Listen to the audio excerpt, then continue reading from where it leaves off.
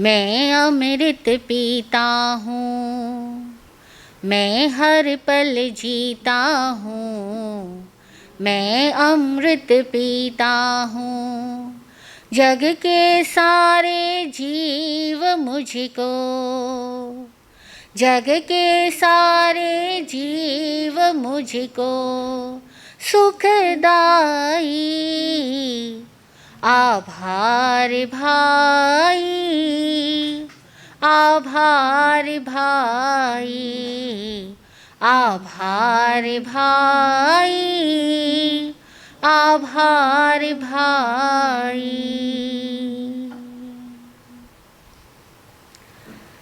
सतत आभार भाव में जीने का ज्ञान देने वाले आत्मज्ञानी निर्ग्रंथ सद्गुरुदेव आगम वाणी को भावमय वंदना। उपस्थित भव्य आत्माओं की भव्यता को प्रणाम। जग के सारे जीव मुझको सुखदाई। आभार भाई, आभार भाई। यह फीलिंग जिसमें घटित हो जाए उसका जीवन पूरा ही पुण्यमय जीवन हो गया, धर्ममय जीवन हो गया, आनंदमय जीवन हो गया। जिसे एक बात समझ में आई कि जिंदगी में जो कुछ भी हुआ सब अच्छा हुआ, अच्छे के लिए हुआ। जो हो रहा है वो भी अच्छा हो रहा है और जो होगा वो भी अच्छा ही होगा। ये सहज आस्था हम सब में रहे और शायद है भी, है या नहीं, है ना? मैं समझती हूँ बहुतों के अंदर ऐसी आस्था है, मौजूद है, ऑलरेडी है। अधिकांश लोग ऐसा सोचते भी हैं कि जो हुआ अच्छा हुआ, जो हो रहा है अच्छा हो रहा है, जो होगा अच्छा ही होगा और जगत के सारे जीव मेरे लिए सुखदाई है, मेरे सहयोगी है ना? ये भाव, ये सकारात्मक आस्था है। ये सकारात्मक आस्था हमारी जिंदगी को आनंद से भरती है, प्रकाशित करती है, ज्ञान से भरती है और हम अपनी ज़िंदगी को आसानी से जी पाते हैं। इसीलिए देखो बहुत सारे लोग जो पुण्यवान हैं, हम जिसको पुण्यवान बोलते हैं, वो अपनी ज़िंदगी में अनुकूलताओं को इजीली प्राप्त करते जाते हैं। जहाँ जाते हैं उनके काम सरते चले जाते हैं, है ना? और जब उनके काम सरते जाते हैं तो ऑटोमेटिकली उनके अंदर कुछ और नया करने का विचार आता है। चीज़ें आसानी से मिल रही होती है तो वे कुछ और नया सृजन करना चाहते हैं। अब जो और नया सृजन करना चाहते हैं उसके लिए फिर उन्हें नई योग्यताओं की ज़रूरत होती है। नई योग्यताओं की भी ज़रूरत होती है और नई अपेक्षाएं भी पनपनी चालू हो जाती है। अब जीवन का नाम ही विकास है। जीवन होगा तो विकास तो होगा। तो इसीलिए हम सब लोग सतत अपनी योग्यताओं को विकसित करते जाएं, आस्थावान बने और अपनी आस्था को सम्यक रास्ता देते जाएं, तो हम सब लेवल से लेवल हर अगले दिन नए लेवल पे पहुंचेंगे। हम पहुंच भी रहे हैं। केवल आगे से आगे गति करते समय गलती ना हो जाए इस बात का ध्यान रखना होता है। जैसे कोई आदमी गाड़ी चला रहा हो और रोड साफ हो और स्मूथली चल रही हो तो वो फास्ट चलाता है, वो अपनी ड्राइविंग को एकदम फास्ट कर लेता है, कोई दिक्कत नहीं, ड्राइविंग फास्ट हो। लेकिन फास्ट ड्राइविंग के अंदर उतना ही ज़्यादा व्यक्ति को कॉशियस रहने की ज़रूरत है या नहीं? स्लो ड्राइविंग में ज़्यादा रिस्क नहीं, लेकिन फास्ट ड्राइविंग में रिस्क है। और हम सब लोग आज की दुनिया में हम सब लोग फास्ट ड्राइविंग पसंद करते हैं। जिंदगी में भी हर चीज़ फास्ट हो जाए, हर दिन हम नए लेवल पे आ जाएं, हम सब चाहते हैं। एक जैसी ज़िंदगी में हम पड़े रहना नहीं चाहते। पुराना युग था, लोग सुबह से शाम बिना कुछ ज़्यादा काम किए बिता देते थे, 2 4 5 घर के कामों में पूरा दिन निकाल देते थे, नहीं? लेकिन आज ऐसा नहीं है। आज हर एक आदमी एक दिन में कितने सारे कामों को पूरा कर रहा है, नहीं कर रहा, खुद भी पूरा कर रहा है और टेक्निक्स के द्वारा भी पूरा करवा रहा है, मशीनों के द्वारा भी पूरा करवा रहा है। और उसके बावजूद उसको लगता है कि मेरा काम बहुत ज़्यादा, और है भी, क्योंकि आदमी मल्टीटास्किंग है। पहले लोगों के पास काम थोड़े थे, हमारे पास में इतने सारे फील्ड से इतने सारे काम है, हम सारे लोग मल्टीटास्किंग हो गए, तो हम सब लोगों को लगता है कि और ज़्यादा हम काम कर पाए। हम अपनी ड्राइविंग फास्ट कर रहे हैं, लेकिन फास्ट ड्राइविंग को कॉशियस रहने की ज़रूरत है। कैसे, किस तरह से, क्या क्या सावधानी बरतने की ज़रूरत है फास्ट ड्राइवर को? सबसे पहली बात क्या बताएंगे? कंट्रोल। उसको अपना कंट्रोल रहे कि मुझे कब अपनी गाड़ी को ब्रेक लगाना है, ब्रेक उसके हाथ में रहे। अगर ब्रेक हाथ में नहीं है तो मुश्किल हो जाएगी। ठीक है, हमारी लाइफ की गाड़ी में ब्रेक हमारे हाथ में है या नहीं, ज़रा देखना। ड्राइविंग सबकी फास्ट है, ब्रेक हाथ में है या नहीं? हाँ, हमारा रिमोट ही दूसरे के हाथ में है। माता जी बोल रही है हमारा रिमोट ही दूसरे के हाथ में है। अब दूसरे के हाथ में रिमोट दे दोगे फिर क्या करोगे? फिर तो दूसरा नचाएगा, आप नाचोगे, कठपुतली बन गए। फिर तो हम जो जैसा चलाना चाहेगा वैसा चलाएंगे और हमको वैसे चलना पड़ेगा। कदापि नहीं। जैन दर्शन स्पष्ट कहता है अपना रिमोट किसी और के हाथ में मत दो, अपने मालिक आप बनो, निजनाथ बनो, आत्मनाथ बनो। काहे को रिमोट दूसरों के हाथ में देते हो? और क्यों देते हो? कारण खोजो ना। देते ही क्यों हो? कारण खोजो। दूसरा मांगता है, दूसरा लेता है, इसलिए नहीं। कहीं न कहीं हमारे अंदर की दुर्बलताएं हैं। हमारे अंदर की दुर्बलताएं होंगी तो दूसरों के हाथ में हमारा रिमोट जाएगा नहीं। जब भीतरी अर्थव्यवस्था गड़बड़ होंगी तो बाहर के ऊपर हमें मुंह देखना पड़ेगा, दूसरों पर आश्रित रहना पड़ेगा। जब भीतरी तंत्र अव्यवस्थित होगा तो बाहर से हेल्प की ज़रूरत पड़ेगी, और भीतर का तंत्र सुव्यवस्थित होगा तो हम बाहर क्यों ताक झाक करेंगे, क्यों किसी पे डिपेंडेंट हो जाएंगे? नहीं होंगे। इसीलिए पहली बात, अपना रिमोट कंट्रोल पावर किसी और के हाथ में नहीं, खुद के हाथ में रखो। खुद के हाथ में रखने के लिए ज़रूरी है कि हर एक व्यक्ति को अपना स्वाध्याय करते रहना। सबसे बड़ी गलती हमारी ये होती है कि हम लोग स्पीड फास्ट में है, लेकिन हमारे पास में स्वाध्याय बराबर हो या नहीं हो रहा। चीज़ें बढ़ रही है, बाहर की दुनिया की घटनाएं फटाफट बदल रही है, चीज़ें बहुत ज़्यादा बढ़ रही है, लोग, हालात सब कुछ बदल रहे हैं, लेकिन हम अपने भीतर में उतने ही सजग है कि नहीं है? हमारा भीतर में स्वाध्याय बराबर जारी है कि नहीं है? क्योंकि बाहर तो समृद्धियां आ गई, बाहर तो सोसाइटी में, घर परिवार में, कल्चर में, सब जगह परिवर्तन लगातार आ रहा है, लेकिन भीतर में क्या हो रहा है देखना ये। क्योंकि जब ड्राइविंग फास्ट हो रही है तो बाहर की दुनिया में तो बहुत प्रोग्रेस हो रही है, लेकिन भीतर की दुनिया में प्रोग्रेस नहीं होगी तो संतुलन बिगड़ जाएगा, और जहाँ संतुलन बिगड़ा वहाँ आदमी की यात्रा गहरी खाई में गिर जाने वाली है, और वो हो रहा है। क्यों हो रहा है? संतुलन क्यों बिगड़ रहा है?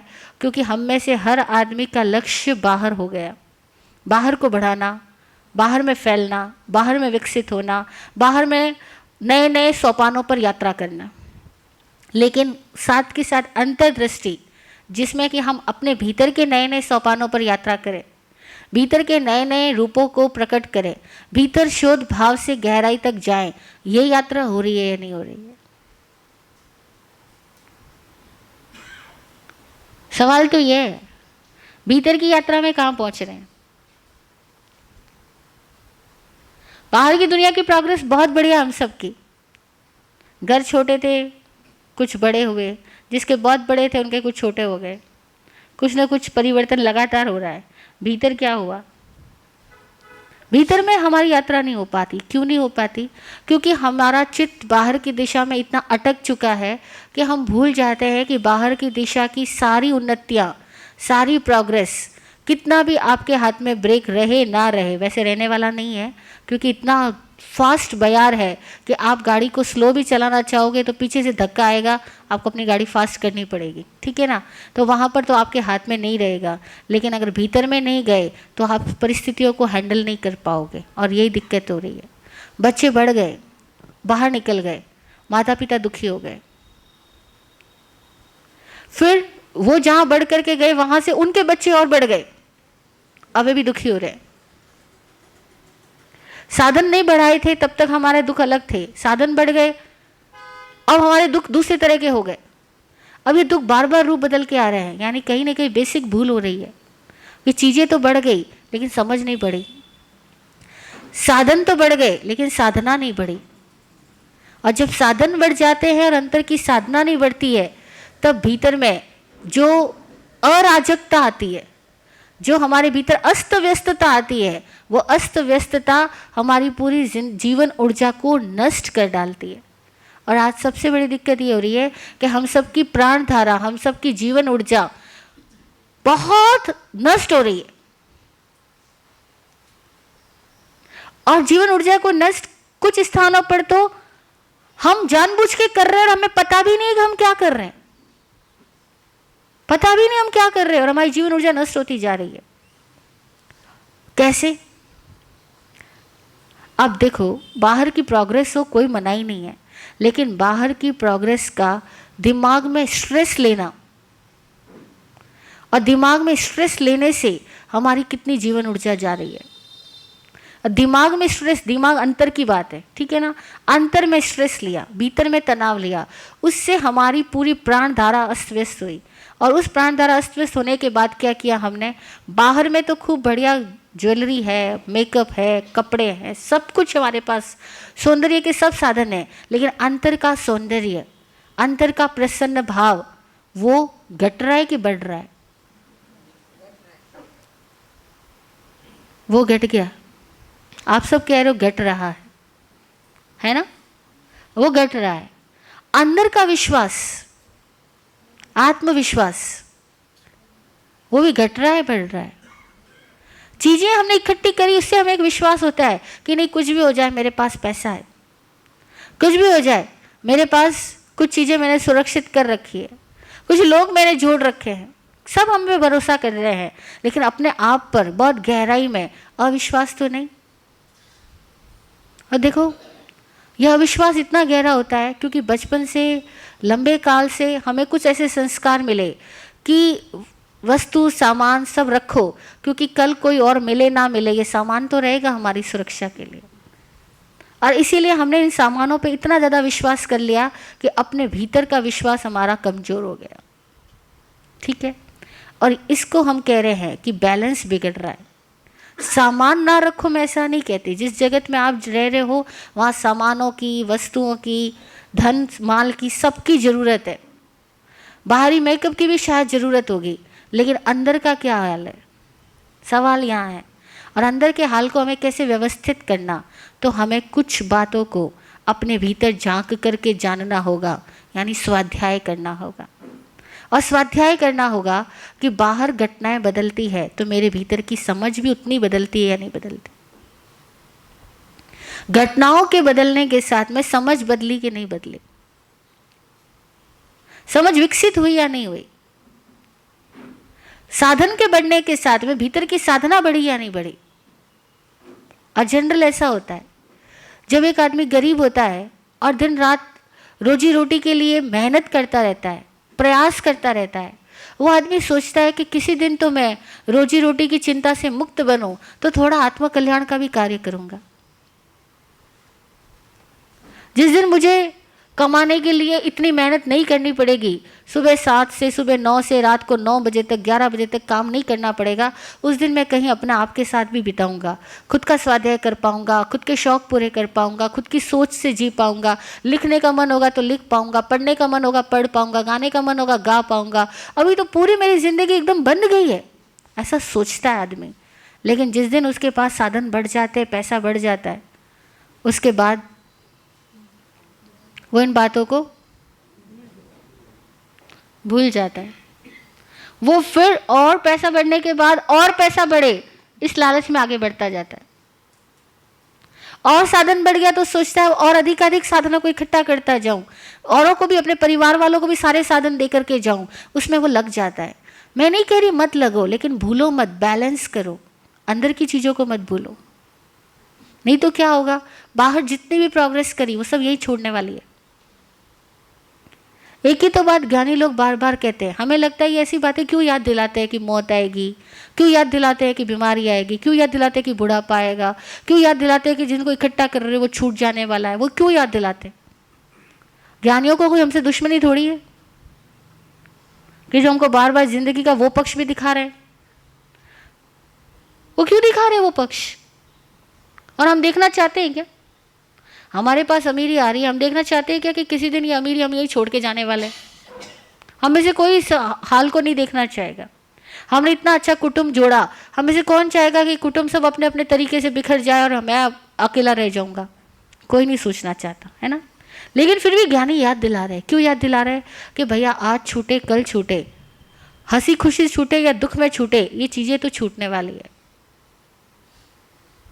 वो बार बार याद दिलाते हैं कि खिलती सभी बहारें करती हमें इशारे, खिलती सभी बहारें करती हमें इशारे, ये खुशियाँ नहीं अंतिम खुशियाँ, ये खुशियाँ नहीं अंतिम खुशियाँ, चरम सत्य को पारे, खिलती सभी बहारें करती हमें इशारे, खिलती सभी बहारें करती हमें इशारे, ये खुशियाँ नहीं अंतिम खुशियाँ, चरम सत्य को पा।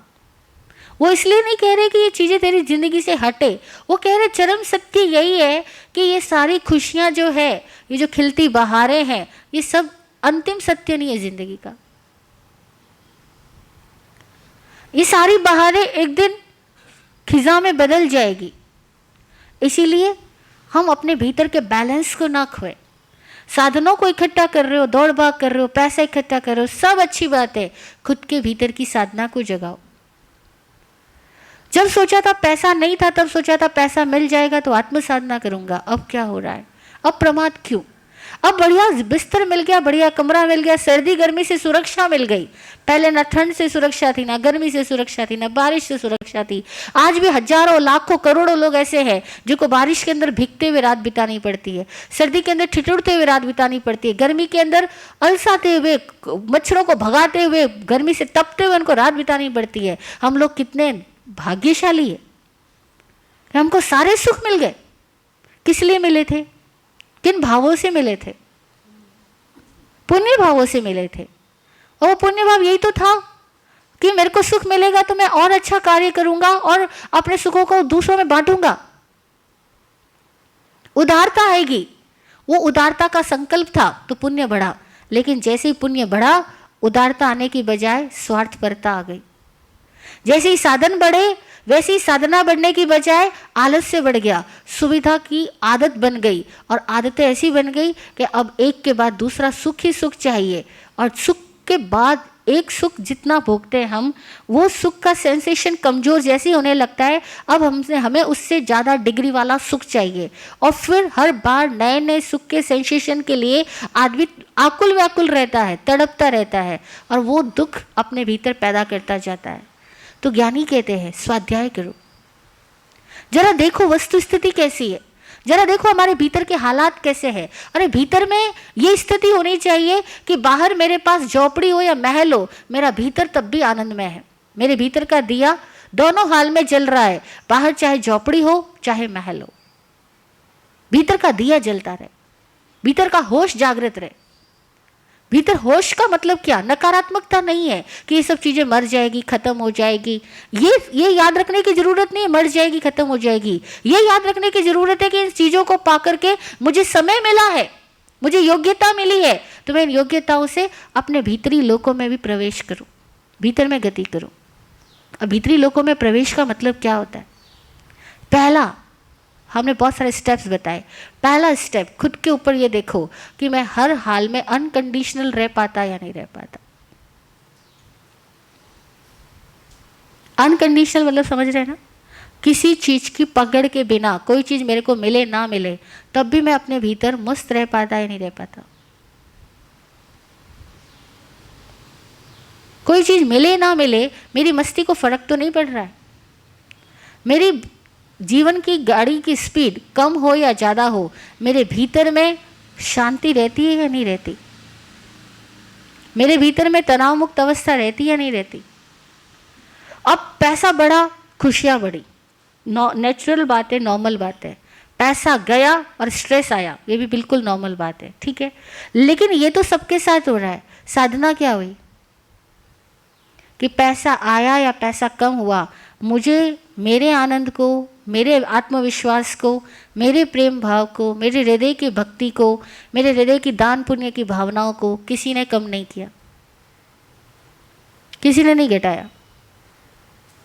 ना पैसे के आने ने, ना पैसे के जाने ने, ना दुनिया में पहचान मिलने ने, ना मिलने पे, ना मुझे कोई पद प्रतिष्ठा मिलने से, ना मिलने से। मेरे भीतर की भक्ति भाव को, ज्ञान धारा को, प्रेम भाव को, आनंद भाव को, सेवा भावना को किसी ने घटाया नहीं। ऐसा है। स्वाध्याय करना, खुद को देखना, खुद को पढ़ना, खुद को जानना, फिर ऐसे ही देखना कि लोग मिले थे जिंदगी में, लोग चले गए, लोग मिले तब प्यार हुआ, लोग चले गए उन पे गुस्सा आया, नॉर्मल बात है। दुख हुआ, वियोग के आंसू बहाए, बिल्कुल नॉर्मल बात है। साधक की साधना क्या होगी? लोग मिले, आनंद था, लोग चले गए, मेरा आनंद नहीं जाना। मेरा आनंद तब भी है क्योंकि लोग चले गए, तो हमें समझ आता है, तथ्य है जिंदगी का कि जो चीज़ें जुड़ती है वो चीज़ें वापस बिछुड़ जाती है। लोग आते हैं जिंदगी में, लोग जाते हैं, है या नहीं? आना जाना जग का गाना, हमको उससे मतलब क्या। आना जाना जग का गाना, हमको उससे मतलब क्या। तन मन दृष्टि मोद भरी है, भावों से झरती खुशियाँ। तन मन दृष्टि मोद भरी है, भावों से झरती खुशियाँ। भाव ही अपना बस अपना रखवाला है, भाव ही अपना बस अपना रखवाला है। जाने दो सब कुछ अच्छा होने वाला है, जाने दो सब कुछ अच्छा होने वाला है। झूठा झगड़ा जग का देखा भाला है, झूठा झगड़ा जग का देखा भाला है। जाने दो सब कुछ अच्छा होने वाला है। इतना गहरा आत्मविश्वास हो, ये समझ जिसको होगी उसको विश्वास भी होगा। समझ होनी कि हमारा असली रखवाला कौन है। धन जिसकी रक्षा हमें करनी पड़े, वो हमारा रखवाला कैसे? हाँ, हमारा आत्मविश्वास ही हमारा रखवाला है। ना धन, ना तन, ना परिजन, ना रिश्ते नातेदार, ना मित्र सगे संबंधी। मैं नहीं कह रही आप ऐसा मानो कि वो नहीं है, ऐसा मानो मत। ऐसी शंका मत करो कि वो सब स्वार्थी है। ऐसी शंका करोगे तो वो नहीं भी है तो आपके लिए हो जाएंगे। लेकिन जानो सत्य क्या है, चरम सत्य क्या है कि आदमी का अपना भाव ही उसका रखवाला है। दुनिया स्वार्थी ऐसा बिल्कुल मत कहो, लेकिन हमारा रखवाला कौन है? हमारा अपना सद्भाव, हमारा अपना जागृत भाव, हमारा जागृत चित्त। और जागृत चित्त को जिंदगी में सतत जागृत रहने के लिए स्वाध्याय की जरूरत है। मेरा स्वाध्याय कि वो सतत जागृत नहीं रह पाएगा, इसलिए स्वाध्याय करते जाना। और जब भी लगे जिंदगी के अंदर कुछ चीजें आई, कुछ चीजें गई, तो खुद को बोलना कि लगा जगत में आना जाना, हमको इससे मतलब क्या। तन मन दृष्टि मोद भरी है। मेरे तन में, मेरे मन में, मेरी दृष्टि में मोद है। मोद समझना, सुना वरना मोद, आनंद। मोद भाव है, प्रमोद भाव है, आनंद भाव है, मस्त भाव है। भावों से जरती खुशियां, मेरे भावों में तो खुशियां। भाव ही अपना बस अपना रखवाला है, मेरा भाव ही मेरा रखवाला है। अब मैं अपने भावों में रक्षित हूं, मैं अपने भावों से स्वयं रक्षित हूं, सुरक्षित हूं। मेरे भाव सद्भाव में है, मैं सुरक्षित हूं। अगर नहीं हो तो क्या करना? जब नहीं हो तो ऐसे भक्ति गीत गा लेना। जब नहीं हो तो अपने आप को निर्देश दे देना। जब नहीं हो तो परमात्मा की भक्ति करते हुए कहना कि गुरुदेव आपकी कृपा से मुझे ज्ञान मिला है और मैं रक्षित हूं। सारे जीव मेरे लिए सुखदाई है और मैं सबका धन्यवादी हूँ। जो आया वह भी सुखदाई, जो गया वह भी सुखदाई, जो मिला वह भी सुखदाई, जो न मिला वो भी सुखदाई है। मैं तो सबका आभारी हूँ। इतना गहरा विश्वास गहरे तलों तक जाएगा, तब क्या होगा, भीतर से खोखले नहीं होंगे। और जितने लोग दुखी हैं, उन सब के दुखों का कारण जब हमने देखा तो बाहर की घटनाएं नहीं, भीतर का रिक्तता थी, भीतर का खोखलापन था, भीतर का खालीपन था, भीतर की अतृप्ति थी, अतृष्णा, भीतर की तृष्णा ही तृष्णा थी जो उन्हें दुखी बना रही थी। और तृष्णा भी इतनी गजब की है कि वो कितने रूप बना करके, बदल करके आदमी को दुखी बनाती है। जैसे किसी स्त्री के 2 बेटे हैं, अब एक बेटा धन कमाने के लिए फॉरेन रह रहा है और वो स्त्री दुखी है। हमने कहा आप दुखी क्यों हो? बोला मेरा बेटा बाहर है। मैंने कहा एक तो आपके पास है ना, लेकिन उसकी याद आती है। अब मुझे लगा कि बेटी को बाहर जाना दुख का कारण नहीं है, दुख का कारण उसकी अपनी सोच है, अपनी तृष्णा है, अपनी रिक्तता का एहसास है। और वो बेटा पास हो जाता तो भी वो दुखी रहने वाली थी, तब दुख का कारण ये नहीं बना करके कुछ और बना लेती। अब एक माँ ने अपने बेटे की शैतानियों से परेशान होकर के उसको हॉस्टल में डाल दिया कि भाई हॉस्टल में रहेगा, थोड़ा अनुशासन में रहेगा, सुधर जाएगा। घर में लाड प्यार में ये बहुत शैतान हो गया। अब हॉस्टल में डाला, खुद ने डिसीजन लिया, डाल दिया, और उसके बाद से लगातार कई महीनों तक रो रही है, दुखी है। हमने बोला क्यों दुखी हो? बोला बेटे की याद सता रही है। भैया जब घर में था तब भी तुम परेशान थी, जब हॉस्टल में डाल दिया तब भी तुम परेशान हो, अब परेशान तुम्हें रहने की आदत ही पड़ गई तो बात ही अलग है। बोले नहीं महाराज साहब, आप कैसे क्यों नहीं समझ पाते, मेरा बेटा दूर है इसलिए मैं दुखी हूँ। मैंने कहा मैं समझ पा रही हूँ, तुमने ही तो भेजा है, जबरदस्ती थोड़ी गया। और जब तुम्हारा डिसीजन था और राइट डिसीजन था कि वो यहाँ डिसिप्लिन में नहीं रह पा रहा, वहाँ रहेगा, लेकिन फिर भी लोग दुखी है। तो कई बार लगता है कि ये सारी धर्म की बातें हम सुनते हैं, क्रियाएं करते हैं, लेकिन हमारा दुख नहीं जाता। हम हर दिन कोई ना कोई नए कारणों से दुखी हो रहे हैं। क्यों दुखी हो रहे हैं भैया? इतने नए नए कारण पैदा करते हैं फिर दुखी होते हैं। क्यों दुखी हो रहे हैं? क्योंकि हम स्वाध्याय नहीं कर रहे, हम खोज नहीं पा रहे कि हमें दुख लेने में रस आ गया है, हमें दुख बनाने की आदत आ गई है। हमारा मन ने दुख पैदा करने की फैक्ट्री खोल रखी है और हर दिन नए नए तरीके के दुखों के प्रोडक्ट्स लाता रहता है। हाँ, तो स्वाध्याय करें, खुद को जाने कि क्यों नहीं मेरे मन में आनंद है, क्यों नहीं मेरे मन में हर हाल के अंदर धन्यवाद निकलता है, हर हाल में धन्यवाद निकलता है, हर हाल में धन्यवाद। जिसको हर हाल में धन्यवाद निकलना चालू हो गया, समझ लो वो आस्थावान हुआ, वो सच्चा अर्थों में धार्मिक हो गया।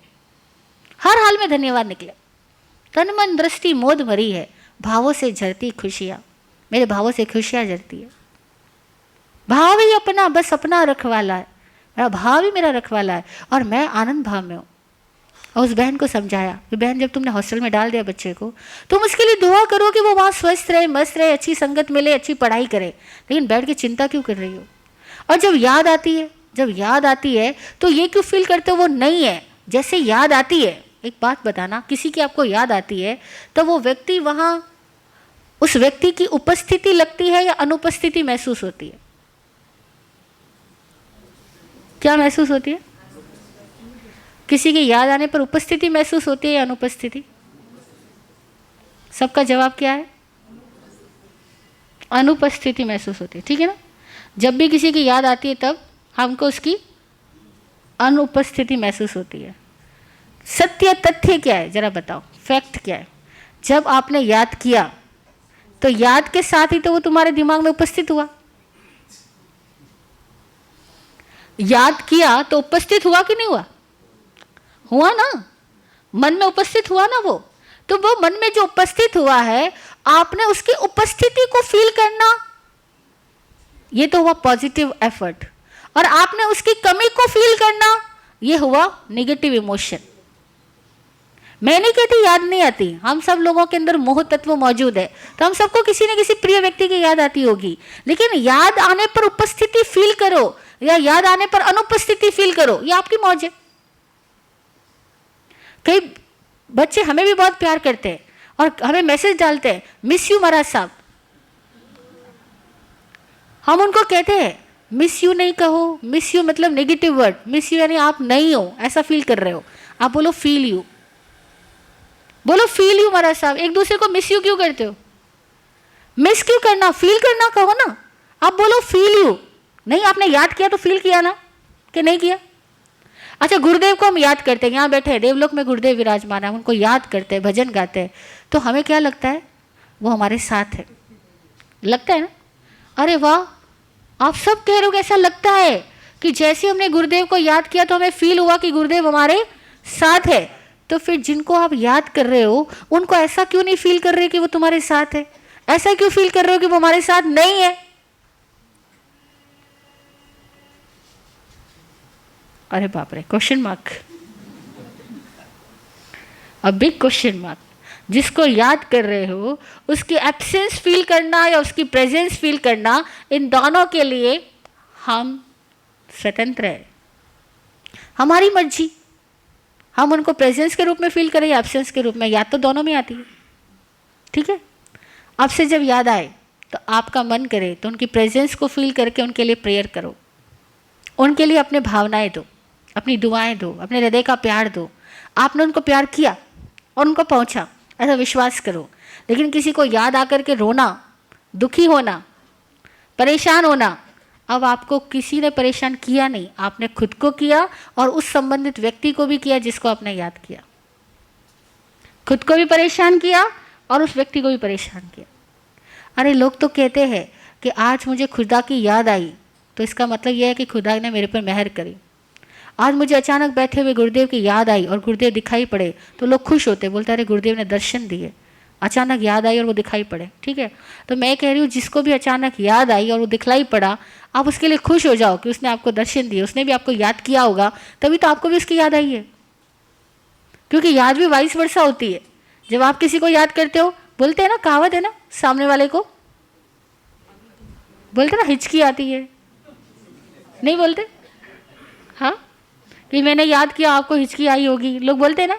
इसका मतलब हिचकी आई मतलब क्या कि आपको मैसेज आया होगा। पुराने लोग में हिचकी बोलते थे, आज के दुनिया में हिचकी की ज़रूरत ही नहीं है, क्योंकि डायरेक्ट ही लोग मैसेज कर देते हैं। तो हम कह रहे हैं याद आई तो आप उसकी एब्सेंस को फील मत करो, उसको भी आपकी याद आई होगी तो आपको याद आई है, या आपने याद किया होगा तो उसको भी याद पहुंच गई है। याद तो पहुंची, लेकिन आपने याद की टाइम में नकारात्मक इमोशन दिया, एब्सेंस को फील किया, उसने भी एब्सेंस को फील किया, वो भी दुखी हुआ, रोया, आप भी दुखी हुए, रोए। अब आप जब मिलोगे तब क्या होगा? जिस व्यक्ति को याद करके हम दुखी हुए, रोए हैं, उसको मिलने के बाद में भी हम कभी ना कभी दुखी होंगे और रोएंगे। सिंपल सी बात है ना। जिस चीज को घर में लाते समय आप परेशान हो रहे थे, उसको घर में रखने के बाद भी तो परेशान ही होगे। आप उसको याद करके भी खुशियां क्यों नहीं फील कर लेते? लेकिन हमें आदत ही नहीं है। और क्यों नहीं आदत है? सिंपल सी बात है, किसी ने सिखाया थोड़ी था। आज दिन तक किसी ने तो ऐसा नहीं कहा था कि याद आए तो अच्छा फील करो, उसकी प्रेजेंस फील करो, मिस यू मत बोलो, फील यू बोलो। कर सकते हो ऐसा? कितने मैंने धार्मिक लोगों को देखा जो यादों की बीमारी से इतने बीमार हो गए हैं कि उनके चेहरे से हंसी, खुशी, प्रसन्नता सब गायब। उनके घर में इतना सारा सुख साधन पड़ा है, लेकिन वो उनको कुछ भी सुख नहीं देता, क्योंकि उनको किसी की याद सताती है। जो मिला उसकी तो इंपॉर्टेंस गई, धीरे धीरे वो चीज़ें तो हटी जाएगी। जो नहीं मिला उसको भी उन्होंने निगेटिवली याद किया, तो वो जब मिलेगा या नहीं मिलेगा, उनके नेगेटिव इमोशंस उनकी लाइफ में फिर नेगेटिविटी को लाते जाएंगे। इस फैक्ट को समझो, जब हम किसी को याद करके रो रहे, दुखी हो रहे, परेशान हो रहे हैं, डिप्रेशन में जा रहे हैं, हमें सब कुछ संसार बेकार लग रहा है, तब हमारे हृदय दुखों को इकट्ठा कर रहा है। ठीक है ना? अब जिस हृदय ने वर्तमान में दुखों को इकट्ठा किया है, भविष्य के अंदर वही तो हृदय दुखों को फैलाने वाला है। फिर भविष्य के अंदर जो घटनाएं बनेगी उसमें से सुख कैसे आ जाएगा? जब इकट्ठा दुखों को किया गया है, और फिर बाहर सुख कैसे आ सकता है? आ सकता है क्या?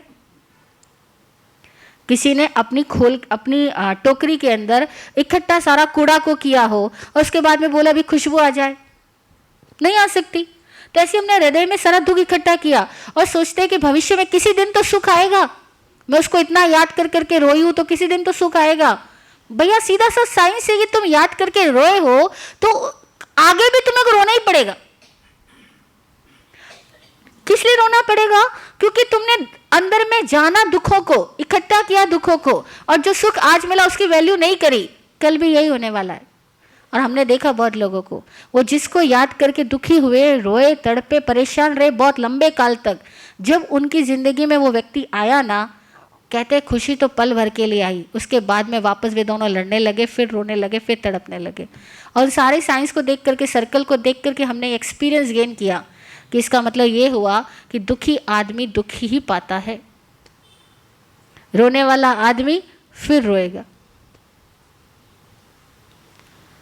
ये बात इसलिए कह रही हूँ क्योंकि हम सारे लोग ऐसे न जाने कितनी तरह की बीमारियों को अपने अंदर पाले हुए हैं, और बहुत धर्म क्रिया करने वाले लोग भी अपनी यादों के दुखों को छोड़ नहीं पाते।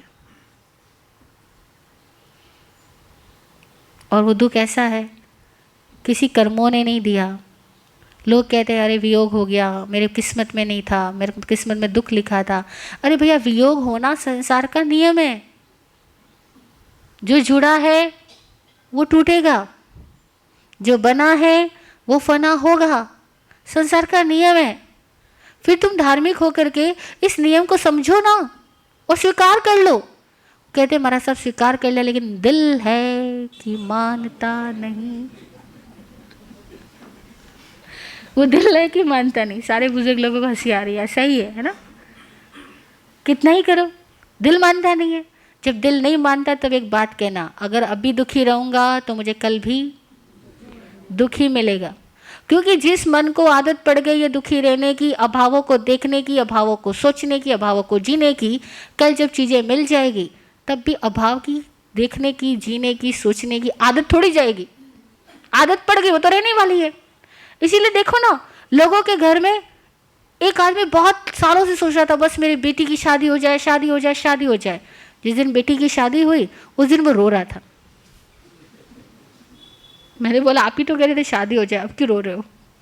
मैं बोला मेरी बेटी जा रही है। मैंने कहा जब नहीं जा रही थी तब रो रहे थे, अब जब जा रही है तब भी रो रहे हो। खैर उसकी मौज, रोता रहा।